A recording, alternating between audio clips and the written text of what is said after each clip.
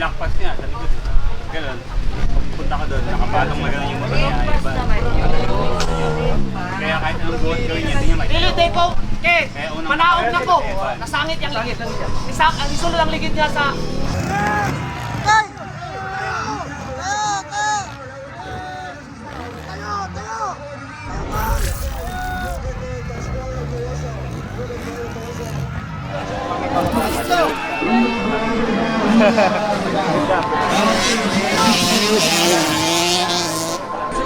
We have Joel Evans from Team Good Boy. Good luck. Ano nangyari din? Kanina okay naman, maganda yung start ko. Yun talaga ang mga namin. Game plan na umul shot tapos walang kamali pa.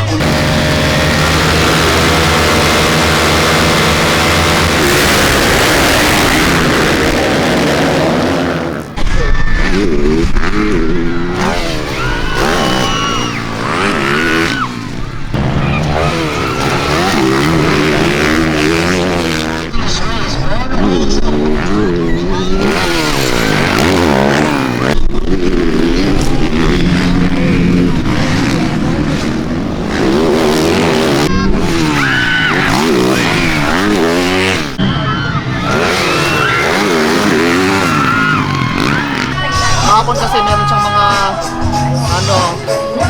ini-scrap ko job na hindi ko ini-scrap. Kaya madali ako naabutan kahapon. Ngayon, lahat ng jump na ini-scrap niya, ini-scrap ko. Tapos, pinipilit ko na hindi magkamali sa likod. Pero talaga matulin siya. Ganda, ikaw inuuna sa mga ito. Lahat lang. Tapos, Ano nangyari dun sa... Nung nakuha niya ako, pinilit kong humabol kasi last 2 laps na lang eh.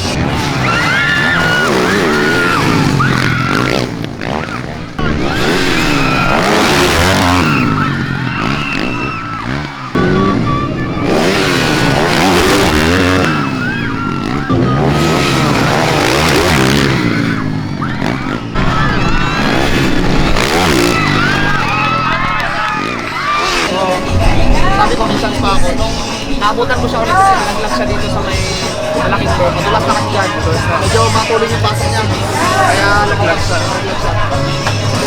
Akala ko tuloy-tuloy na. Makasunod pa rin pala siya kasi mabilis din siya na paikot.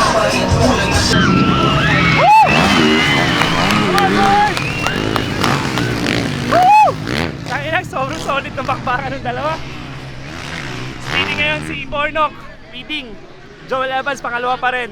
Kanina nakuha na eh. Nakuha na ni Joel Evans pero nabawi ulit yung board. Ayun o.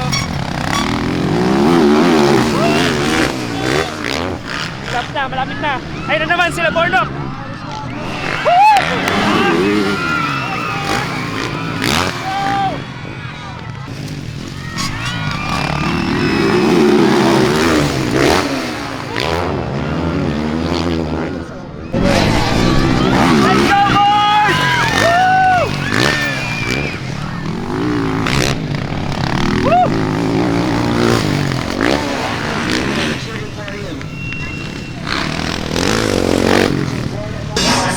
Nagkakot ulit kami dahil dito sa Bornok dito kinakat niya dyan. Ang kinakat niya dyan, kaya nakuha niya. Nag-inside siya. Out, tapos backward siya, backward. Tapos pagbaba ko, sulit ko kayong umabol. Yun, last lap, naglakpas ko naman siya dito kasi kaso lang sumasok yung gulong niya sa pagitan ng gulong ko at saka ng butso. Kaya, Paras ka na tumba. tagal ko nakabangon, tagal naman ako. Kaya Mabilisan ako mandar. Paras ka na. Kaya nag-gap siya. Sinauna siya naka... Pero syempre masaya kami dahil marami kami natutunan sa kanya.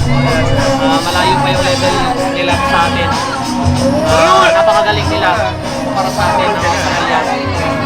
And si Evans is nasa ranking siya ng top 20 sa Australia Rider. Napakasulit talaga. Siguro nakachamba lang tayo kaya maganda yung sunod na kabunto tayo sa kanya. Ganda ng takbo.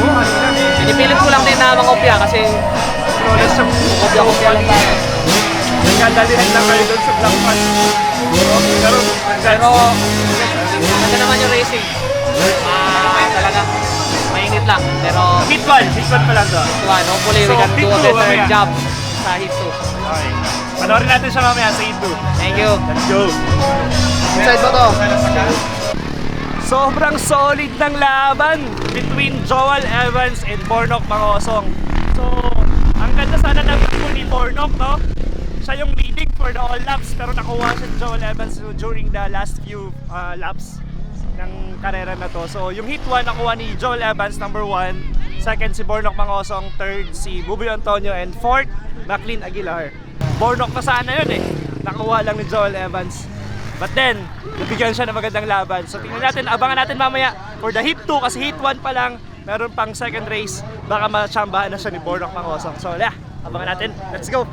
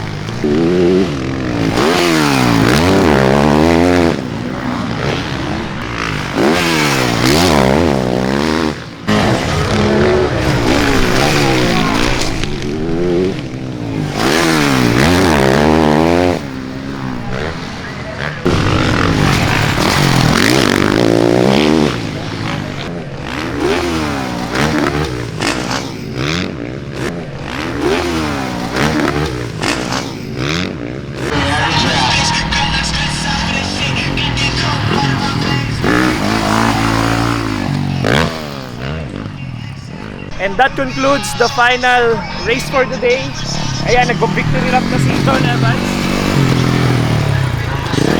That's the final race for the day for the MOTUL Motocross 2023 series.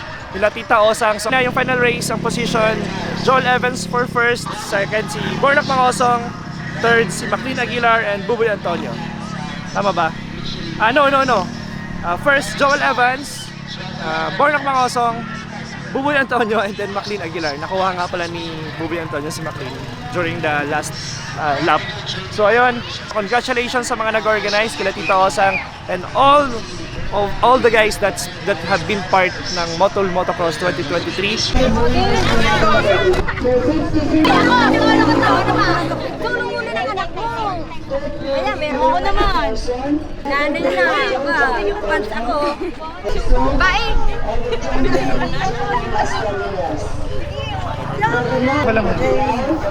Thank you! Hey! Congratulations, man! Got it. Thanks, man. Got it done. Thank you. First, congratulations for winning this race. So, how was the race? It was good. It was a good battle between myself and Bornok. Again, he's so smart with his passes, and he makes sure he puts his bike like right in the way. But yeah, it was a good race. I felt good towards the end and pulled a bit of a gap. So, what was your strategy against Bornok? You know he's coming after you, so Yeah, my strategy was to start in front of him, but I wasn't able to do it.